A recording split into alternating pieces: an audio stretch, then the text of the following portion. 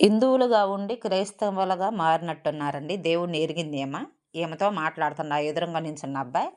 "నువ్వు హిందువుగా పుట్టావు, హిందువు పేరు ఉంది. నీ నీ ఏయి జూసుకున్నా కూడా హిందువు పేరే ఉంటుంది గదమ్మా! అసలు నువ్వెందుకెళ్ళావు? ఆ పండగలు చేయాల్సిన అవసరం ఏంది? అసలు నీ గోత్రం ఏందని" అడుగుతున్నాడండి. అసలక గోత్రాల గురించి నీకేం తెలుసాయా?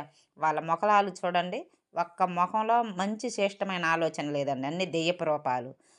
అట్ట ఎగబడమని చెప్పారా మీ దేవుళ్ళు? దేవుళ్ళే కాదు వాస్తవానికి. ఇంక నువ్వు గోత్రాలు ఎత్తుతున్నావు. గోత్రాలు ఎవరో తెలుసా?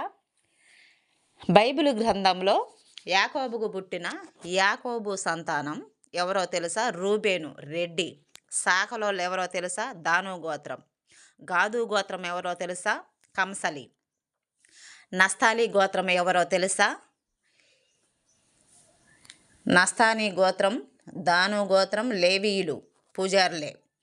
మాలే వాళ్ళు